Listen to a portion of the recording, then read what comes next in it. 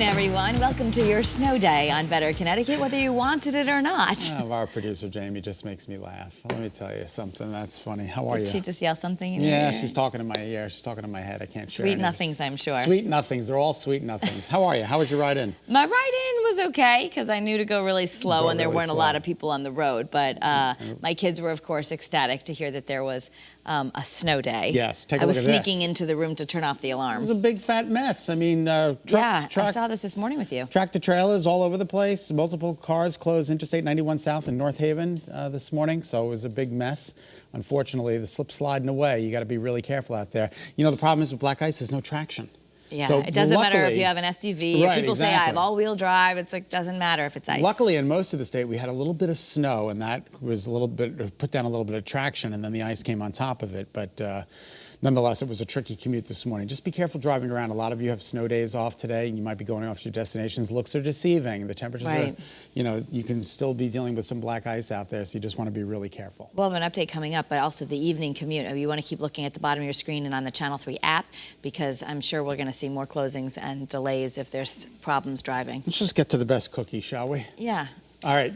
The chocolate chip. Well, how could there be anything else? I think sugar cookie should have outranked the chocolate chip. What? This is a holiday cookie, right? With you. Yeah, really? It contains, thank you, Ernie. Thank you. Thank you. I appreciate that. Oh, okay. So this is a debate. The list is out of the best holiday cookies.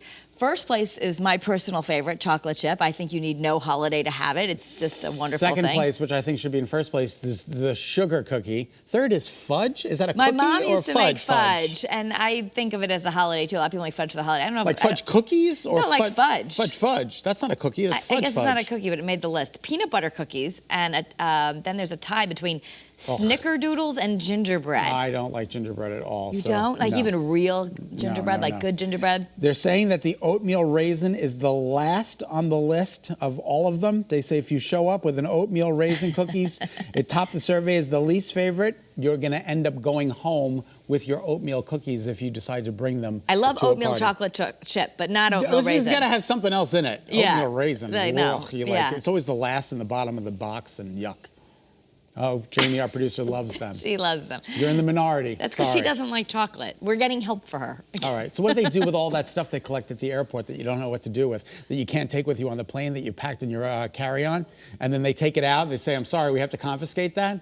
Well, look, in Lithuania, look what they did. Yeah, this is in Vilnius, and Lithuania took all the box cutters, aerosol cans, sprays, all that stuff that you can't bring on, and they made a beautiful Christmas tree. Isn't that beautiful? It really is beautiful. Hey, you know, it's beautiful. Your junk is someone else's treasure. If you look really closely, you'll see a lot of pairs of scissors. A lot of people bringing scissors on that plane. You know what happens is you forget. You just forget they're in your bag. I always forget the bottle of water. Like, it's in my knapsack. They're like, do you have any liquid? I'm like, no. And then it goes through. They're like, you have liquid. I'm like, what are you talking about? They're like, you got a bottle of water in there. I'm like, oh. I was flying for work recently, and I had bought a brand new hairspray. I was flying for work recently. Well, no, I bought a brand new, beautiful hairspray, Moroccan oil. Women out there will know that's an investment. They took it? Yes, I forgot it was in my work bag. That is the worst. And I said to it was a female security agent, I'm like, could you at least have it? Like, I don't want it to be thrown. She goes, I'm sorry, we're not allowed to take it. I'm like, is there anyone here who wants this? Like, it hadn't even been used. Oh my God, that's really funny. I know, it's happened to me too, where I'm like, a favorite cologne goes through and I'm like, oh. Oh, you just have to remember. So if you're traveling, just pack. Don't leave your precious things in there, and go through your stuff. Now, would you ever do this to me? That's the question. Would I do it to you? Yes.